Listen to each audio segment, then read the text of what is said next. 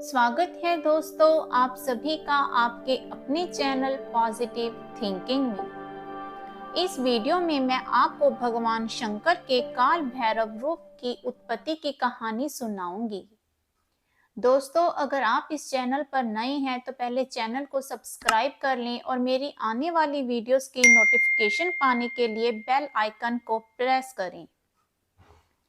भगवान शंकर के पूर्ण रूप भैरव जी की उत्पत्ति की कथा सनंत कुमार जी को सुनाते हुए नंदीश्वर कहते हैं, अज्ञानी जन महेश्वर शंकर की महिमा को न जानने के कारण भैरव जी को उनका प्रतिरूप नहीं मानते। वस्तुत शिव जी की माया अपार है, जिसे ब्रह्मा और विष्णु आदि भी नहीं जानते, औरों की तो बात ही क्या है। इस संबंध में एक इतिहास प्रसिद्ध है। एक बार सुमेरु पर्वत पर बैठे हुए ब्रह्मा जी के पास जाकर देवताओं ने उनसे अविनाशी तत्व बतलाने का अनुरोध किया।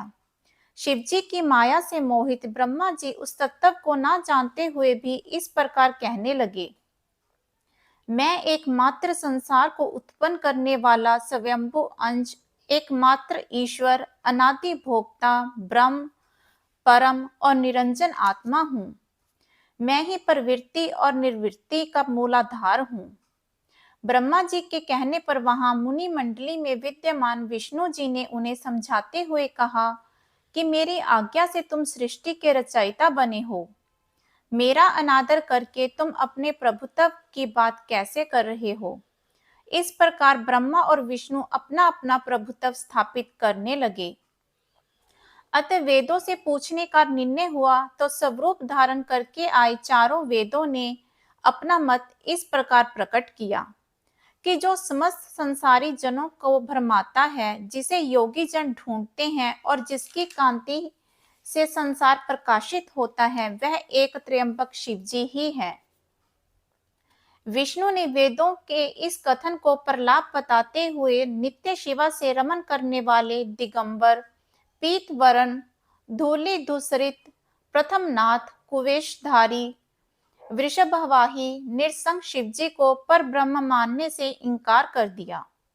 ब्रह्मा विष्णु विवाद को सुनकर ओंकार ने शिवजी की ज्योति, नित्य और सनातन पर ब्रह्म बताया, परंतु फिर भी शिव माया से विमोहित ब्रह्मा और विष्णु की बुद्धि नहीं बदली। उस समय उन दोनों के मध्य आदि अंत रहत एक ऐसी विशाल ज्योति प्रकट हुई कि उससे ब्रह्मा का पांचवा सर जलने लगा। इतने में त्रिशूलधारी नील लोहित वहां प्रकट हुए, जो अज्ञानवश ब्रह्मा उन्हें अपना पुत्र बताकर अपने शरण में आने को कहने लगे। ब्रह्मा की दंभ पूर्ण बातों को सुनकर शिवजी अत्यंत क्रुद्ध हो गए और उन्होंने तत्काल भैरव को उत्पन्न करके उसे ब्रह्मा पर शासन करने का आदेश दिया। शिवजी ने उसके भीषण होने का कारण भैरव और काल को भी भयभीत करने वाला होने के कारण काल भैरव तथा भक्तों के पापों को तत्काल नष्ट करने वाला होने के कारण पाप भक्षक नाम देकर उसे काशीपुरी का अधिपति बना दिया। इसके उपरांत काल भैरव ने अपनी बाईं उंगली के नाखरगज से ब्रह्मा जी का पंचम सर काट डाला। भयभीत ब्रह्मा शतरुद्री का पाठ करने लगे।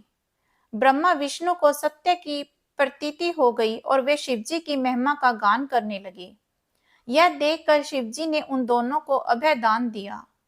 इसके उपरांत शिवजी ने भैरव जी से कहा कि तुम इस ब्रह्मा विष्णु को मानते हुए ब्रह्मा के कपाल को धारण करके इसी के आश्रय से भिक्षावृत्ति करते हुए वाराणसी में चले जाओ।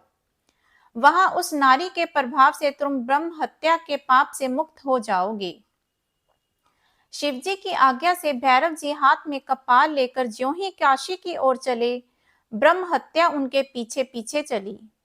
विष्णु जी ने उनकी स्तुति करते हुए उनसे अपने को उनकी माया से मोहित न होने का वरदान मांगा। विष्णु जी ने ब्रह्म हत्या को भैरव जी का पीछा न करने को कहा तो उसने बताया कि वह अपने को पवित्र और मुक्त करने के लिए उनका अनुसरण कर रही है। भैरव जी ज्यों ही काशी पहुंचे त्यों ही उनके हाथ से चिपटा कपाल छूटकर पृथ्वी पर गिर पड़ा और उस स्थान का नाम कपाल मोचन तीर्थ पड़ गया। इस तीर्थ में जाकर सविधि पिंड दान और देव पितृ तर्पण करने से मनुष्य ब्रह्म हत्या से भी निर्वृत्त हो जाता है।